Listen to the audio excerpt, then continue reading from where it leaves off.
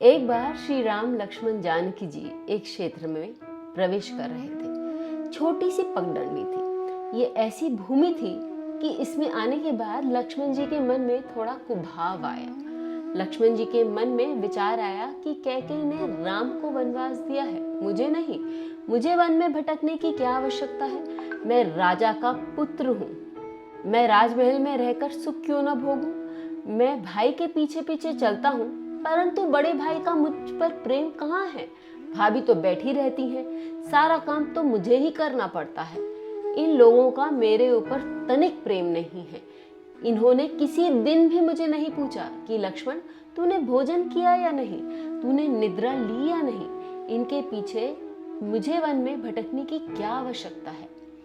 लक्ष्मण जी के मन में सीताराम जी के प्रति ऐसा कुभाव आया। श्री रामचंद्र जी जान गए कि लक्ष्मण जी का मन आज थोड़ा बिगड़ा हुआ है। श्री रामचंद्र जी ने लक्ष्मण जी को आज्ञा की, लक्ष्मण इस क्षेत्र की थोड़ी सी मिट्टी तो ले लो। लक्ष्मण जी ने थोड़ी मिट्टी ली, उसकी पोटली बनाकर अपने साथ रख ली। यह मिट्टी जब जब लक्ष्मण जी के पास होती तब तब लक्ष्मण जी के मन में बुरा विचार आता था कि राम जी की सेवा करने की मुझे क्या आवश्यकता है। मैं घर लौट जाऊं, अर्थात अयोध्या चला जाऊं। मेरी पत्नी उर्मिला वहां है, मैं वहां सुख भोगूं। राम जी के पीछे पीछे भटकने से मुझे कोई लाभ नहीं। लक्ष्मण जी स्नान करते समय पोटली को अलग रख देते थे। स्नान करते ही मन पवित्र हो जाता और उस समय उनके मन में ऐसा विचार आता कि श्री सीताराम जी तो प्रत्यक्ष परमात्मा है। मुझे इनकी सेवा का लाभ मिला है। मुझे संसार का कोई सुख भोगना नहीं है। मुझे अपना जीवन सफल करना है। मिट्टी की पोटली पास होती तो उस समय लक्ष्मण जी के मन में बुरा विचार आता और उस मिट्टी को छोड़ देते तो उस समय मन में पवित्र भावना जाग उठती। 3-4 दिन तक ऐसा होता रहा। लक्ष्मण जी को आश्चर्य हुआ। अंत में एक दिन लक्ष्मण जी ने रामचंद्र जी से पूछा, मुझे ऐसा क्यों होता है?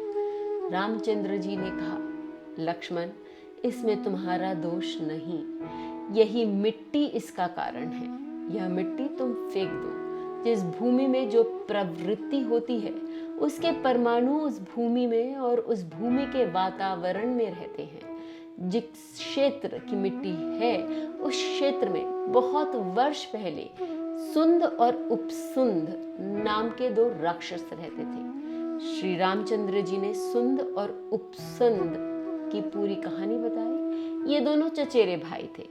दोनों के बीच बहुत प्यार था। इन दोनों राक्षसों ने घोर तपस्या की। ब्रह्मा जी इनके तपस्या से प्रसन्न हुए और कहा, वर मांगो। दोनों भाइयों ने वर मांगा कि हमें कोई मार न सके, ऐसा वरदान दे दो।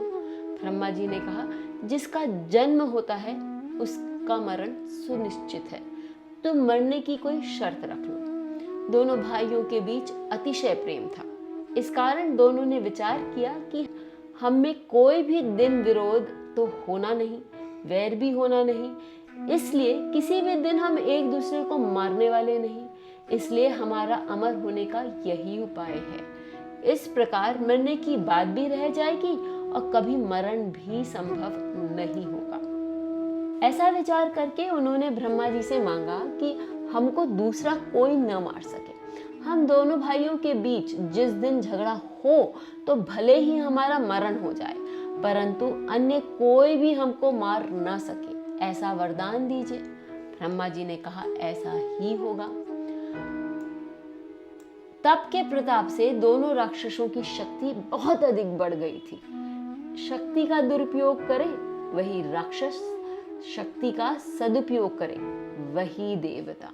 इन राक्षस भाइयों की सुंद और उपसुंद की शक्ति बहुत बढ़ गई थी। तब वे इंद्रादि देवताओं को त्रास देने लगे। देवता ब्रह्मा जी के पास गए और ब्रह्मा जी से कहा, आपने इनको वरदान दिया है, इसलिए ये किसी के भी हाथों नहीं मरते, इनको कोई दूसरा मार नहीं सकता। ब्रह्मा जी ने युक्ति की। इन्होंने तिलोत्मा नाम की एक अप्सरा उत्पन्न की और तिलोत्मा से कहा, इन दोनों भाइयों में तू वैर उत्पन्न कर। अप्सरा तिलोत्मा सुंद उपसुंद जहाँ रहते थे वहां गई। उस सुंदर अप्सरा को देखते ही सुंद को ऐसा विचार हुआ कि ये मुझे मिल जाए।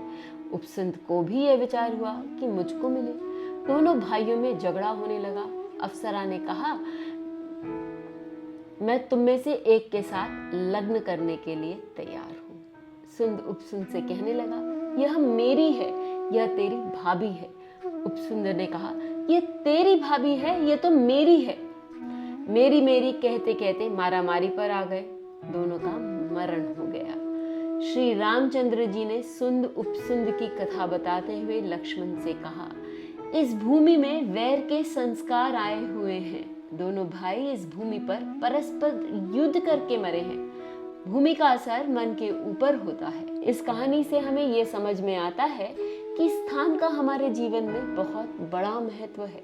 चाहे वो हमारा घर हो, चाहे वो हमारा दफ्तर हो, या चाहे हम जिस किसी के घर जा रहे हो, हर स्थान हमारे जीवन में अपना एक असर छोड़ने वाला होता है।